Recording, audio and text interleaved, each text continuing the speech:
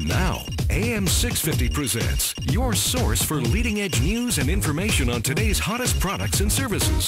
This is Experts on Call on AM650.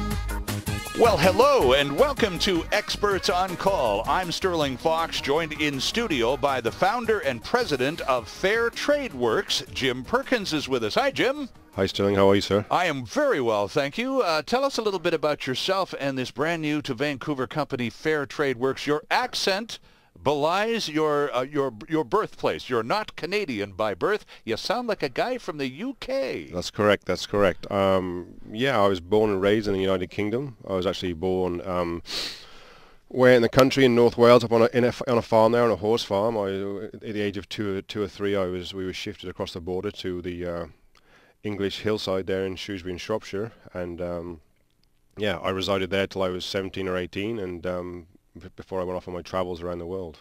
Now, FairTradeWorks is all about construction. When did you become involved in the construction? Were you a student working summer jobs? Is that how you first came to the industry? I was just born into it. You know, my father worked for a large development company in the UK, and you know, he built our house when I was 3 or 4 years old in England. So I've been around it my whole life, and working after school, I worked for my father, and then obviously all my school holidays, it was a natural progression to work alongside my father in the construction industry, and yeah, I learned the ropes from a very, very young age. Right. So with all of this background in the industry, did you at any point hit a crossroads where it became important to sort of formalize that with a trade accreditation or some kind of schooling in the craft of construction? Yeah, I didn't really have any formal qualifications, just I guess a lifetime in the construction industry. Mm-hmm. Even at my young age, you know, I have a vast amount of experience just being around it, and you could say it's in my blood. You know, my father was construction is all he did, and his forefathers were in the mining industry in the Welsh community. So it's yeah, it's just something that's been in my blood, and it's all I know. So. And you're a really well-traveled guy. Tell us a little bit about your experiences in the construction industry around the planet, because you've done it. You've logged a few miles, Jim. I've been around, so to speak. Yeah, again, to fund my travels, and as a young guy in growing up in North Wales and in the English countryside, I wanted to get away and experience the world, you know. So at the age of 18, I quit school and jumped on a plane to Australia, and obviously using my skill set, I funded my way around the world, and I've worked on construction projects and in the industry all over the world, you know, from Australia to the Fiji Islands, Costa Rica, all through Europe, you know, you name it. I've seen all sorts of construction practices from really rural, backward thinking to really forward thinking process, you know. And in Australia itself too, the trades and contractors are very looked upon in a very strong light. You know, they have a great training system, and there's lots of youth empowerment, and you know, I spent 8 years working in construction in Australia, so I guess I was schooled from with UK and Australia. I had some good schooling in the industry, you know. Just a curiosity question: what's the biggest project you've ever worked on? Regardless of whether you were carrying nails or driving trucks or supervising, what's the biggest construction project you've ever been involved with? I would say involved. It's probably back in the UK with Jennings Homes, the company my father worked for and subcontracted through, where we would work on you know, single-family home developments that would have a 10 or 20-year lifespan. They'd literally be buying farmland and developing it, right? So we're talking. Oh, so you're building subdivisions. Subdivisions and more, you know.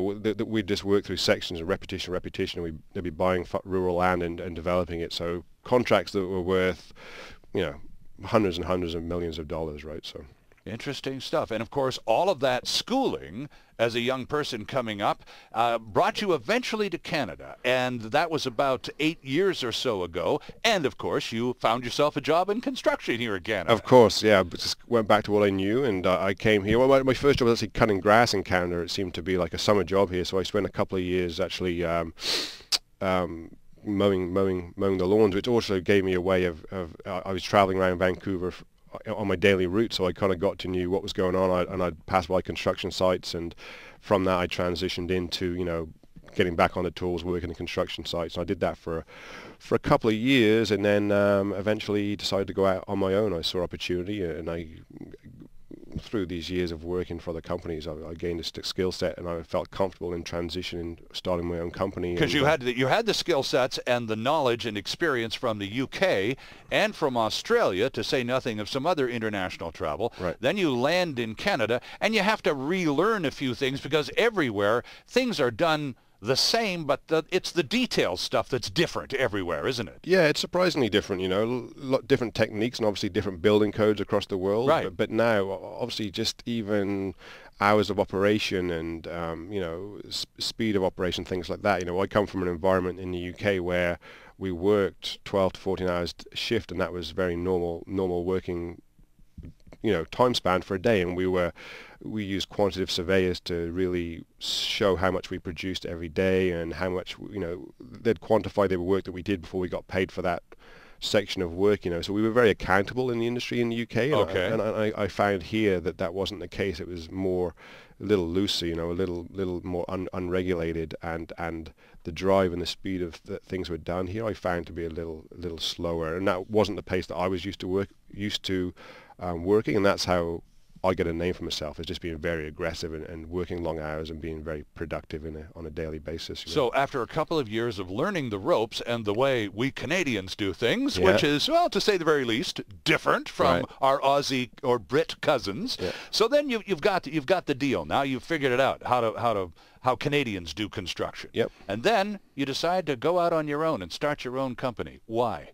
I think just simply because, again, I came of age where I started to gain ambition, and I wanted to, you know, make a couple of dollars and pay the rent and move forward. And again, I was working alongside some people where I just thought, you know, as a young, cheeky, ambitious guy, I was like, I can do it better, I can do it faster, I can do it quicker, Right.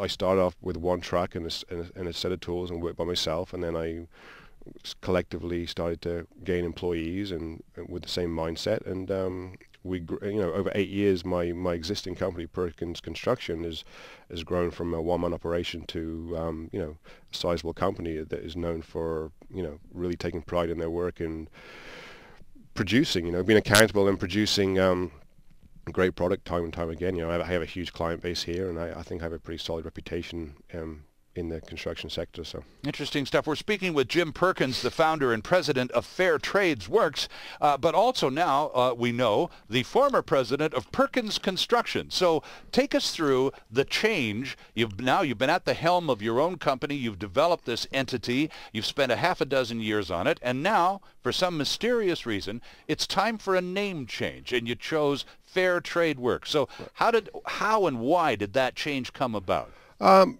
Again, just evolution and looking through my eyes as a young, ambitious entrepreneur. You know, my Perkins group of companies and Perkins Construction is still alive and well and still building in the city. FairTradeWorks is a new baby of mine, which I took several years to develop. And again, it's just, I took a good stand back and look at the construction industry in Canada, especially in the residential market of new home construction, you know, large renovations, commercial builds, restaurant builds, things like this. And you know, through my eyes, I just saw some things that were wrong, and you know, we set out to form a new construction brand that was on the private side to make a big difference and basically restructure the industry, restructure how things are done, and become very customer service based, and just set the bar extremely high for moving forward with our visions. Well, I think FairTradeWorks, the concept is terrific. But I must tell you, in fairness, the name kind of threw me off, because when I hear fair trade,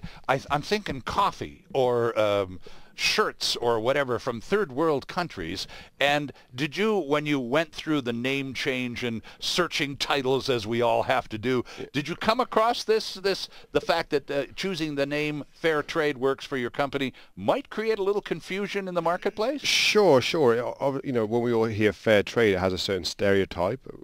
You know, lots of companies have been formed around it and movements and lots of ethical things. But yeah, I thought long and hard about it, but yeah, I decided to go ahead and use the name because it did encompass what we were all about. You know, it's a fair system that works for everybody, everybody involved in the construction industry. It's not one-sided at all, and obviously trade, as in the you know, the trades and the contractors and works. You know, as a collective, fair trade works. It simply works. You know, and one of our little mottos in the office is, you know, what our company encompasses, it it just makes sense. It just works. And we've heard time and time again from our new clients who use our new system. They're like, why hasn't this been done before? This is amazing. The industry has been crying out for this from the consumer and from the construction company side. So okay, let me cut to the chase then. What is this? I see FairTradeWorks, and correct me if I'm wrong, but I see it as a clearinghouse. An opportunity for people who need to have work done, Yep. whether it's building a brand new home or renovating an existing home or putting an addition on, people who need to get work done who don't have a connection or a networking within the industry and who need to feel that their money is going to be well spent. Right. And you're a sort of a one-stop shop for that consumer and you place a great deal of emphasis on accountability. You've Yep. used that word about 10 times Right. in this conversation already. So it matters to you. And it certainly matters to the person putting out the dough for the work. Yeah. So is a clearinghouse a decent way of describing it? Yeah, we call ourselves construction advocates, and FairTradeWorks is not a construction company. We are construction advocates, and we are a construction brand. We don't operate as the norm of a construction company. And yeah, we love being accountable. We love being transparent, and we love laying the whole process and all what the company is about in front of our clients as well as the contractors and trades to really show the upside of everything that we do. Yeah, but we're advocates to stand by our clients and guide them through the process and shed light on the industry and show value, market value, and show that what everything's worth. So it's really, they can feel at ease working alongside us, and again, they can see that how it all makes sense. Jim, walk me through a typical process. Let's just assume, for the sake of this chat, Sure. that I'm a homeowner in the burbs, Right. and I've decided not to sell. The market isn't particularly conducive to good profits these days, Right. so I'm going to stay where I am. I'm going to fix the place up. And I don't know a darn thing about construction or renovation or any of that. All I know is what I want to do. Right. So I come to you, and what can you do for me? Right. So the whole process is evolved around customer service. So you would contact us. You'd fill in a submission form through our website. Give us a call, whatever you feel comfortable with, and we make a promise to get back to you within 24 hours. We set up an initial meeting. One of my professional construction advisors would make an appointment, come to your house, or you come to our office, whichever suits. We just talk about the scope of the project, what the homeowner would like to do, the general feel, how much they'd like to spend, all these things. And from there, we advise that's a free consultation. From there, we advise our client on, do they need an architect? Do they need a designer? Is there a permit? How complicated is this project really? Yeah, we lay it out, so, Right, so okay. it's very clear for them what's in from what they think their end goal is, from A to B to Z, what the steps are, how long they're going to take, how much it's going to cost. So they're really educated in the loop. And most people don't know those details. Again, I know what I want the place to look like when it's all done. Right. But between here and there, that's just a big black hole as far as I'm concerned. And I think the industry likes that. I think it's almost been a tactic here for many years. Good point. Where Yeah. I don't think anybody wants to give the game away, because people use that to leverage against consumers and almost keep them in the dark, so that maybe they can leverage, inappropriate costing for construction and not fulfilling their promises, which they set out to do at the beginning, right? So.